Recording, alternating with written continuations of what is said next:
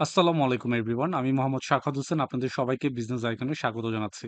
আমরা গত সপ্তাহে আপনাদেরকে দেখানোর চেষ্টা করেছি মার্কেট কিভাবে আ 1, 2, 3, 4, 5 এলিয়ট ওয়েভের কিভাবে এই ৫ টি ওয়েভ ক্রিয়েট করে একটি ভালো একটি অসাধারণ একটা মোমেন্টাম ক্রিয়েট করেছে যেখানে আমরা ভালো অনেকেই বিজনেস মেক করতে পেরেছি এবং বর্তমানে আমরা দেখতে পাচ্ছি যে সেই ওয়েভ কমপ্লিট করে বর্তমানে একটি কারেকশন ওয়েভের মধ্য দিয়ে মার্কেট যাচ্ছে। যার জন্য আমরা গত সপ্তাহে আমাদের যে ধারণাটি আপনাদের সাথে শেয়ার করেছি এবং সেইখানে আমরা বেশ কয়েকটি যে কারেকশনটি চলছে সেই কারেকশনটি কতটুকু পর্যন্ত হতে পারে তার বেশ কয়েকটি জায়গা আপনাদেরকে আমরা শেয়ার করেছি।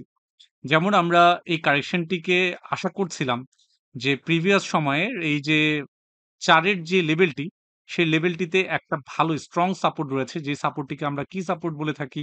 সেই সাপোর্টটিতে এসে বাউন্স করার একটা চান্স অ্যান্ড পসিবিলিটি অনেক হাই ছিল, যেটা সে সম্পূর্ণ করেছে।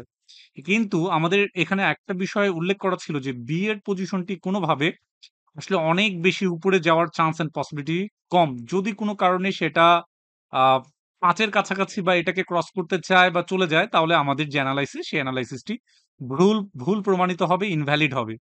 এনিওয়ে সেটি আ হয়নি এবং আমরা দেখেছি যে যেরকম অ্যাজাম্পশন করেছি ঠিক সেরকমই মোটামুটি কাজ করেছে এবং বর্তমানে একটা প্যাটার্ন খুব পরিচিত প্যাটার্ন ক্রিয়েট করেছে। যে প্যাটার্নটি আমরা অনেকেরই কাছে খুবই পরিচিত।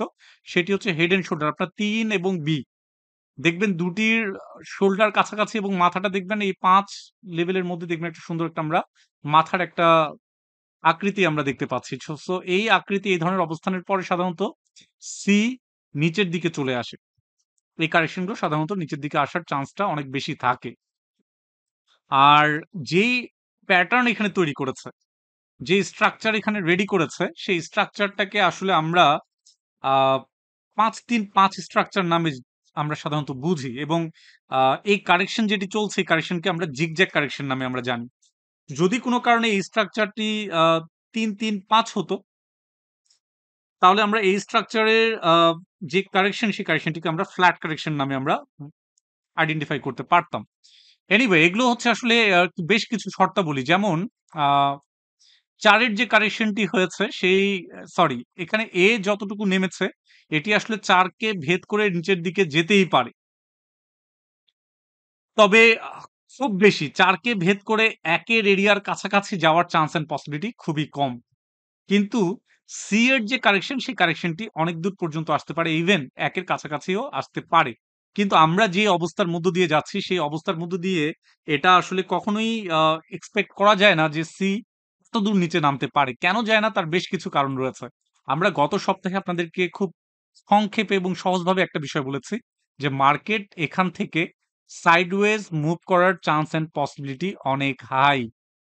আর সাইডওয়েজ মুভমেন্ট বলতেই আমরা যে বিষয়টি বুঝি, মার্কেট এখানে বেশ কিছু জায়গায় বেশ কিছু সময় ধরে রিটেস্ট করবে। যেমন মার্কেট নেমেছে, আবার উঠার চেষ্টা করছে, মার্কেট আবার নামার চেষ্টা করবে, আবার উঠার চেষ্টা করবে, আবার নামার চেষ্টা করবে। এভাবে বেশ কয়েকবার মার্কেট কয়েকবার রিটেস্ট করবে এবং এখানে একটা শক্তি সঞ্চয় করবে। যেই শক্তি সঞ্চয় করে আমি আগেই বলেছি ৫-৩-৫ যে স্ট্রাকচার সেখান থেকে আবারও নতুন করে র‍্যালি দিয়ে কারেকশন হয়ে এভাবে আবারও ৫ টি স্ট্রাকচারে উপরের দিকে যাওয়ার একটা প্রবণতা বা এক ধরনের আ ওয়ে তৈরি করবে।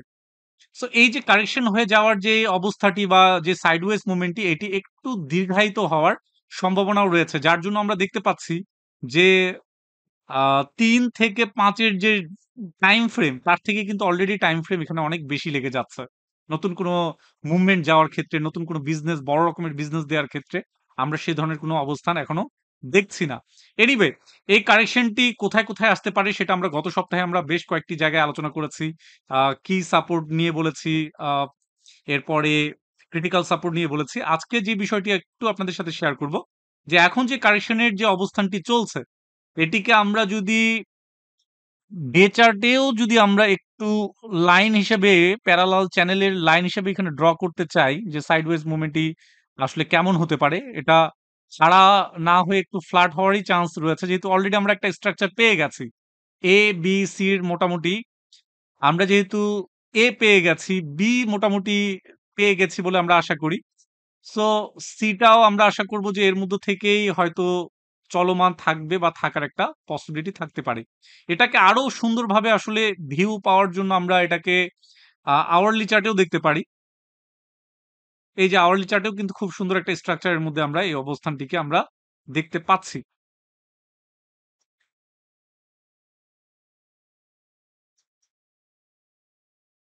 সো আমরা আবারও ডে চার্টেই থাকি। আমরা ডে চার্টে থেকেই আপনাদেরকে দেখাই যে বর্তমানে আমরা কোন অবস্থানের মধ্যে রয়েছে, এবং আমরা এর প্রিভিয়াস ডেতে আরেকটি আপনাদেরকে প্যারালাল চ্যানেল নিচ থেকে দেখানোর চেষ্টা করেছি যে নিচের দিক থেকেও একটা কিন্তু প্রথম যে মুভমেন্ট শুরু করেছিল সেই অবস্থাতেও একটা চ্যানেল মেনটেন করার চেষ্টা করেছে সেখানে। ফাইন। হয়তো একদম একুরেটলি আমরা নিতে পারছি না এখানে।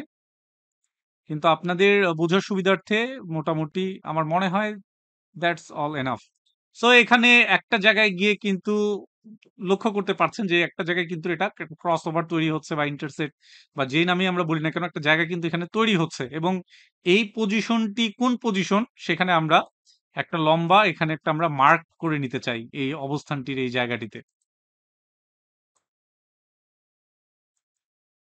এবং লক্ষ্য করলেই দেখতে পাবেন যে ৫,২০০ এই পজিশনটির সাথে প্রিভিয়াস সময়ের একটা লম্বা সময়ের একটা অ্যাকুমুলেশন ফেজ বলি বা এক জায়গায় দীর্ঘ সময় ধরে শক্তি সঞ্চয় করারও একটা জায়গা ছিল বা একটা পজিশন রয়েছে।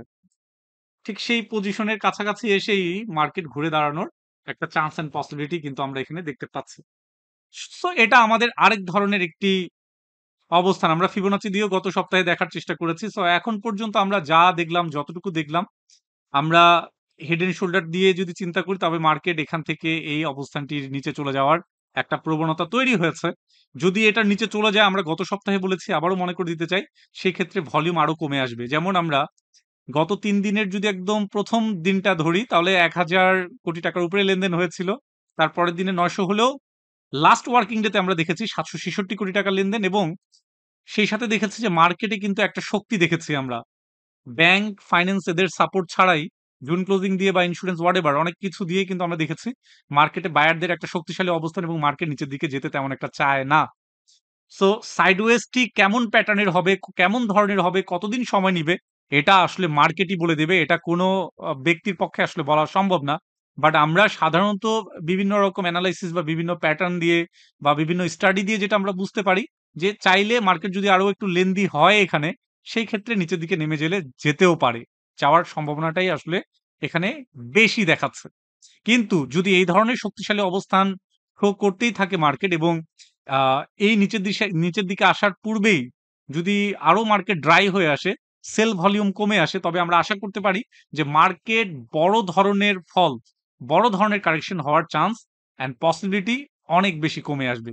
যেমন আমরা ফিবোনাচি রিট্রেসমেন্ট দিয়ে গত সপ্তাহে আমরা দেখার চেষ্টা করেছি যে মার্কেটের যে 23% কারেকশন, সেই কারেকশনটি অলরেডি কিছুটা নিচে চলে গেলেও এখানেই কিন্তু এখনো মার্কেট বা এর উপরে এখনো অবস্থান করছে।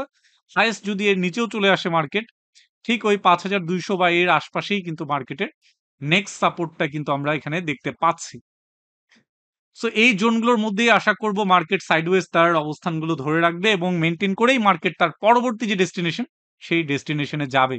কারণ একটা বিষয় পরিষ্কার এবং মানতেই হবে যে মার্কেটের যেই র্যালিটি সে পূর্বের সময়ে শুরু করেছে সেটা এখনই শেষ হয়ে যাবার মতো নয়, এবং যে ৫-৩-৫ এর যে স্ট্রাকচার সেই স্ট্রাকচার যদি আমরা এখানে মনে করি এবং ফলো করি তাহলে এখানে মার্কেটের পরবর্তী র্যালি আরো ভালো এবং আরো অনেক স্ট্রং হওয়ার চান্স অনেক বেশি।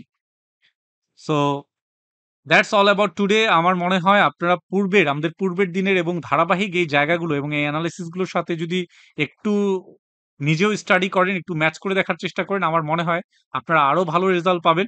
আর রিসেন্ট সময়ে আমাদের যেই রেসিস্টেন্স, যে বাধা, সেটি কিন্তু ইমিডিয়েট যেই শোল্ডার তৈরি হয়েছে সেই শোল্ডারের টপগুলোই হচ্ছে আমাদের রেসিস্ট্যান্স।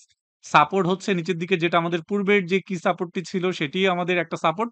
সেটি ভেঙে গেলে নিচের দিকে আমরা যা ড্র করেছিলাম বা দেখানোর চেষ্টা করেছিলাম সেগুলোকেই আমরা সাপোর্ট হিসেবে ধরবো। সো এই পর্যন্তই হচ্ছে আমাদের এনালাইসিস। সবাই ভালো থাকবেন। আগামী সপ্তাহে আমরা আবারও আসবো, দেখার চেষ্টা করব যে সেইভাবে মার্কেট মুভ করছে কিনা এবং কেমন আচরণ করছে। সবাই ভালো থাকবেন। দোয়া করবেন। আল্লাহ হাফেজ। আসসালামু আলাইকুম।